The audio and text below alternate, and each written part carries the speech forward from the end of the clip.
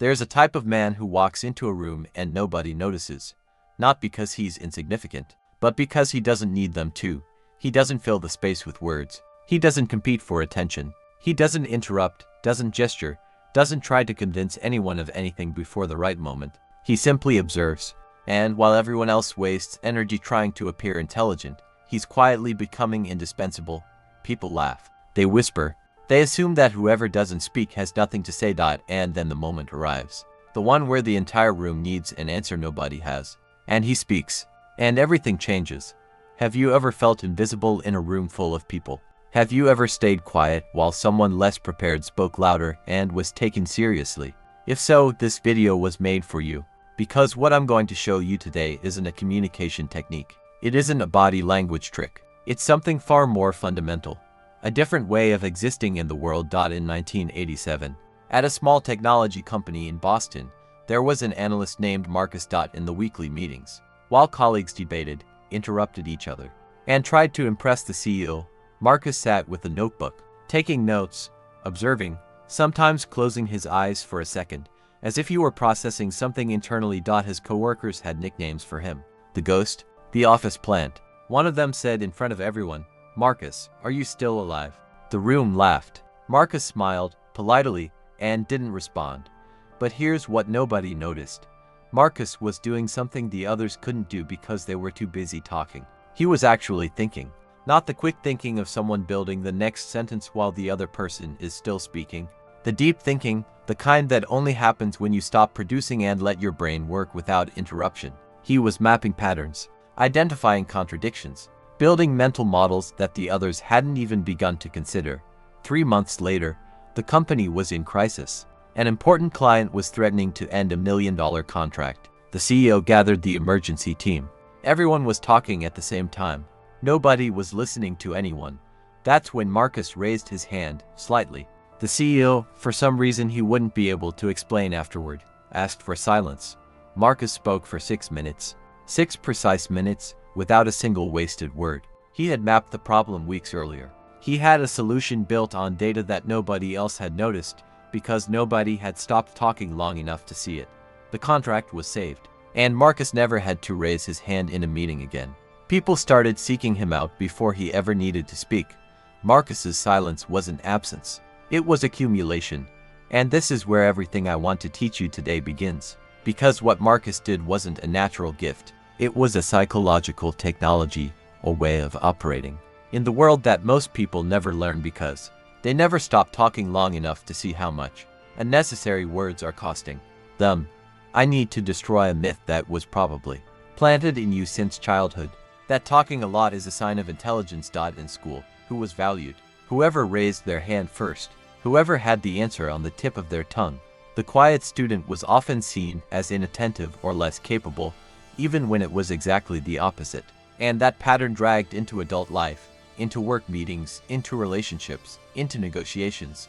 We built a culture where the speed of speech is confused with the depth of thought, where the volume of a voice is confused with the strength of an argument. But there's a fundamental problem with that equation. Speed and depth are opposites, not complements. The faster you speak, the less you've processed what you're about to say. And the more words you produce, the more you dilute the weight of each one. It's simple math. Scarcity creates value. Abundance dilutes. That applies to gold, to art, to time, and it applies with surgical precision to words. When you speak frequently, other people's brains calibrate how much what you say is worth. Over time, frequency dilutes impact. But when someone speaks rarely, every sentence carries a disproportionate weight. The collective subconscious learns, when this person opens their mouth, it's worth listening. Not because they declared it, because they demonstrated it over time, choice by choice. There's a neural network called the default mode network. It activates when you stop producing active output for the external world. When you're not talking, not reacting, not building arguments in real time. This is the network where the most sophisticated thinking the human brain is capable of takes place. Integration of complex patterns, synthesis of seemingly unrelated information, creation of genuinely original insights. That's why the best ideas come in the shower, in the silence between meetings, in the moment before you fall asleep. It's not a coincidence, it's neuroscience. Your most powerful brain doesn't operate when you're speaking. It operates when you're quiet. The problem is that most people are afraid of silence. A deep, visceral fear that few recognize as such. When there's silence in a conversation, there's an almost automatic impulse to fill it. That impulse comes from a very specific and conscious belief. If I stay quiet, people will think I have nothing to offer. And so you speak, not because you have something valuable to say, but because silence feels dangerous. This is one of the most self-destructive patterns in social and professional environments. Because the exact moment you speak out of anxiety, you confirm to yourself that you need to prove something. And people who need to prove something rarely inspire the quiet confidence that truly powerful people carry. Anxiety speaks. Confidence waits. Marcus didn't stay quiet because he was shy. He stayed quiet because he had learned that silence was where his real advantage was being built. Every moment of observation was information. Every unspoken word was a reserve of impact for when it truly mattered. Here, I need to make a crucial distinction. Because there's a mistake people make when they start to understand the power of silence. They confuse silence with absence, stillness with distance, restraint with indifference. Passive silence is the silence of fear. It's when you don't speak because you've shut down emotionally, because you're afraid of being judged, because you decided it was safer not to expose yourself. This silence radiates an energy of absence. The people around you feel it, even unconsciously, that you're not really present. Active silence is completely different. It's the silence of total presence. You're completely there, listening, observing, processing, but choosing not to speak because the right moment hasn't come yet. This silence radiates a radically different energy. It's the silence of someone who has something to say, but is waiting for the precise moment. The difference between the two isn't in the words. It's in the eyes, in the quality of attention. Whoever practices active silence doesn't disappear in a room. On the contrary, they become the gravitational center of it. Because in an environment where everyone is competing for attention, whoever genuinely offers attention becomes magnetic. Think about this. When was the last time someone truly listened to you? Not waiting for their turn to speak. Not formulating their next argument while you were still in the middle of your sentence. But truly listening, with complete presence. It was probably rare. And when it happened, you probably felt something that's hard to name. A kind of recognition, of being seen. That's what active silence does for the people around whoever practices it. And it's one of the most powerful bonds of trust that exists between human beings. Before we continue, I want to hear from you. Do you identify more with Marcus, the quiet man, or with the colleagues who filled the space with words? There's no right answer. There's only the honest one. Write it in the comments, because that collective reflection is part of what makes this channel exist, and your answer might be exactly what someone down there needs to read today. Every time you speak out of anxiety, to fill a silence, to seem smarter, to avoid feeling underestimated, you pay a cost that doesn't show up immediately, but accumulates. The first cost is information. When you speak, you stop receiving data from your environment. You can't listen and process deeply at the same time. Every moment you spend producing verbal output is a moment you're not absorbing what's happening around you. The second cost is credibility. Every statement you make creates an expectation. If you speak a lot and frequently, people unconsciously calibrate what percentage of what you say is truly substantial. Over time, even your best ideas arrive with an automatic discount because you diluted them with the less developed ideas you brought along. The third cost, and the deepest one, is self-knowledge. When you're always talking, you're never truly listening to yourself. Access to what you really think, feel, and want only happens in silence. In the space between stimuli and responses, people who talk too much are often the ones who know themselves the least, because they never stop producing external output long enough to process what's happening inside. Whoever never stays quiet never discovers what they truly think. They confuse the voice of habit with the voice of truth. And here's the cruelest irony. The people who talk the most out of insecurity are exactly the ones who most reveal their insecurity by doing so. The excess of words rarely convinces. Most of the time, it simply exposes the need to convince, which is the exact opposite of confidence. Marcus was now the company's director of strategy, not because he had become extroverted, and not because he had learned public speaking techniques, but because over 5 years, while colleagues spent energy managing perceptions, he had built something more solid.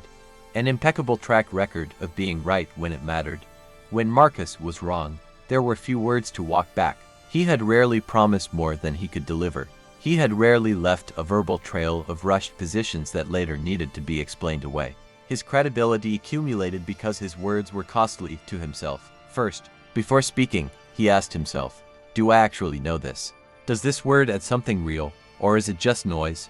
I don't trust Marcus because he speaks well. I trust him because he only speaks when he knows. And when he speaks, I stop everything and listen." In an entire organization where everyone was trying to appear competent all the time, Marcus had built something that can't be faked, the reputation of someone who never wastes words. When he spoke, there was a gravity that settled over the room, an automatic silence, because the collective subconscious had learned, over years, that when he opens his mouth, it's worth stopping and listening. That is accumulated silent authority. It's not a position. It's not a title. It's a reputation built word by word, choice by choice, over time. Infinitely more powerful than any rhetoric technique you could learn in a weekend. I need to be straight with you. Most people who watch a video like this will agree with everything, feel something that seems like genuine insight, and keep doing exactly what they've always done. Because the problem isn't a lack of information. It's a behavioral pattern rooted in how you respond to social discomfort. Staying quiet when you feel the impulse to speak isn't natural for most people. It's a muscle.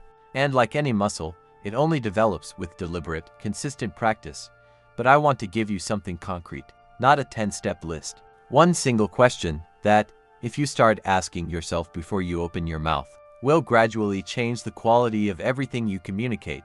Am I speaking because this adds something real, or am I speaking because the silence makes me uncomfortable?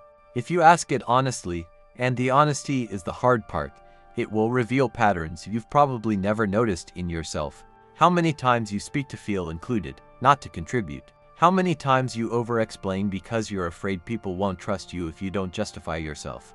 And when you start seeing those patterns and choosing differently, even when it's uncomfortable, something begins to shift. Not just in how others perceive you, in how you perceive yourself. Because there's a direct relationship between the quality of your words and the quality of your relationship with yourself.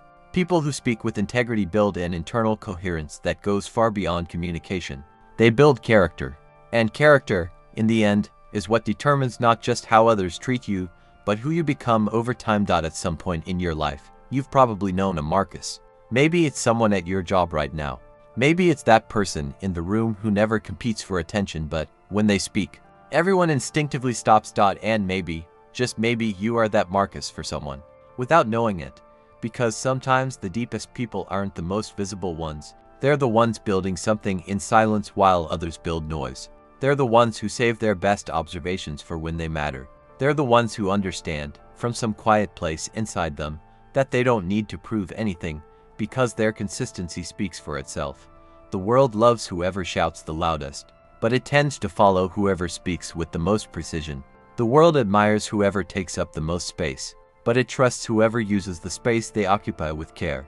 And over the real arc of a life, not next month, not next year, it's the people who master the art of intentional silence who build the most solid reputations, the deepest relationships, and the most lasting influence. Not because they're the most talented, but because they're the most honest about the weight of every word they choose to say. Don't underestimate the quiet man. He isn't absent. He's building something you can't see yet. Take that question with you this week. The next time you feel the impulse to speak, in a meeting, in a difficult conversation, in an uncomfortable silence, pause, breathe, ask yourself, does this add something real? If yes, speak, with confidence, without hesitation, without apologizing for taking up space. If not, stay quiet, and observe what the silence reveals in you and in the people around you. You'll be surprised by what you discover. I'm Orion Instinct, and this was just the beginning.